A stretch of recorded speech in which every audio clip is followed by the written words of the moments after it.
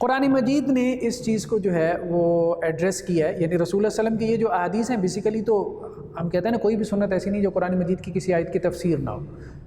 یعنی یہ قرآن مجید میں بھی موجود ہے، یہ بیسیکلی یہ حکم قرآن مجید میں غض بصر کی صورت میں موجود ہے۔ قل للمؤمنین یغضوا من ابصارہم ہے کہ اہل ایمان کو اے نبی صلی اللہ علیہ وسلم کہہ دیں، ان کو حکم دے دیں کہ وہ اپنی نظروں کو جو ہے وہ پست رکھیں، غض بصر سے کام لیں، اور یہی حکم جو ہے وہ اہل ایمان کی عورتوں کو بھی دی، وقل للمؤمنات یغضضن من ابصارہن، ٹھیک۔ تو اب غض بصر کیا ہے؟ وہی بات جو ہم نے کہا تھا کہ ہماری میتھڈالوجی میں سب سے پہلے یہ ہونا چاہیے کہ ہم قرآن مجید کی جو ویکیبلری ہے، اس کا کوئی لفظ ہے، اس کے معنی کا تعین ہم خود قرآن سے کریں۔ قرآن کی خاص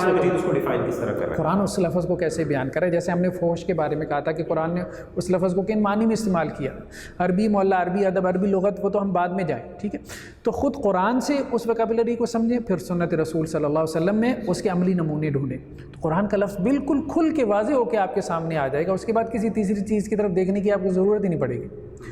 تو قرآن مجید نے اس لفظ کو جو ہے وہ استعمال کیا دو جگہ پہ، سورہ لقمان میں اور سورہ حجرات میں۔ ان الذین یغضون اصواتهم عند رسول اللہ، سورہ حجرات، کہ اللہ کے رسول صلی اللہ علیہ وسلم کے پاس جو لوگ اپنی آوازوں کو پست رکھتے ہیں، ٹھیک ہے۔ اسی طرح سے لقمان نے اپنے بیٹے کو جو وصیت کی علیہ الصلوۃ والسلام، وغضض من صوتک، اپنی آواز کو پست رکھو، یعنی ان کو اخلاقیات سکھاتے ہوئے جو ہے وہ بیسیکلی یہ حکم بھی ان کو جاری فرمایا۔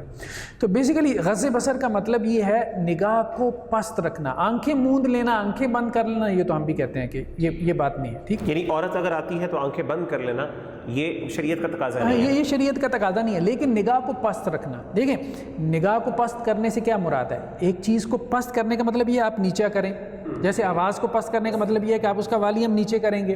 ٹھیک ہے۔ تو میرا اور آپ کا ایک آئی کانٹیکٹ ہے نا، ٹھیک ہے، ایک لیول ہے نا، ٹھیک ہے، ہمارے آئی کانٹیکٹ کا، اس سے جب میں اپنی نگاہ کو نیچے گراؤں گا تو یہ ہے بیسیکلی نگاہ کو پست کرنا، یہ ہے بیسیکلی غض بصر۔ غض بصر یہ نہیں ہے کہ آپ کہیں کہ جی میں آپ کے ساتھ مکمل آئی کانٹیکٹ میں ہوں اور میں کہوں کہ غض بصر بھی ہو رہا ہے، ٹھیک ہے، مطلب یہ ممکن نہیں اوبیسلی، ٹھیک ہے، یہ تو صرف بصر ہی بصر ہے نا، یہ غض بصر کہاں سے؟ غض کا کچھ معنی تو ہے نا، کچھ نہ کچھ تو جھکانا آپ نے ہے۔ غض کا معنی پھر کیا ہے؟ ٹھیک ہے، یہ تو بیسیکلی بصر ہے نا، دیکھنا ہے نا ایک دوسرے کو، ٹھیک۔ اچھا، یہاں پہ مطلب شریعت نے غض کی کوئی تحدید ہمیں کیا ملتی ہے؟ کیونکہ کئی لوگ ایسے ہیں جو کہتے ہیں کہ جی آپ نے صرف اپنے نا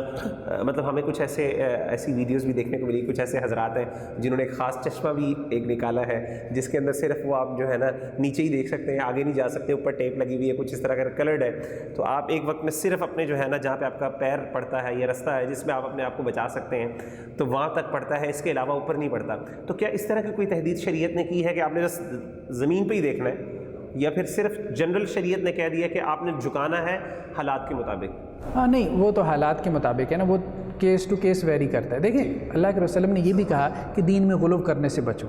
ہاں اگر غلو کرو گے تو یہ دین تمہارے اوپر غالب آ جائے گا، ٹھیک ہے، مطلب تم اس پہ پھر عمل نہیں کر پاؤ گے، اپنے آپ کو مشقت میں، اور یعنی یہ مشقت ہے جو بعض لوگوں نے ایک جسے کہتے ہیں کہ کوئی ایک اس طرح کا، یعنی اپنے کوئی ریسٹرکشن لگا دیں آنکھوں میں کہ نظر اوپر اٹھے ہی نہ۔ بس یہ ہے کہ آپ کی نگاہوں میں ایک تو یہ ہے کہ شرم و حیا، لیکن صرف شرم و حیا مقصود نہیں، جھکانا بھی مقصود ہے، اس کو کسی لیول پہ آپ جھکائیں، ٹھیک ہے، اور عورتیں اس کو پسند کرتی ہیں، اس بات کو پسند کیا جاتا ہے مطلب ہمارے یہاں۔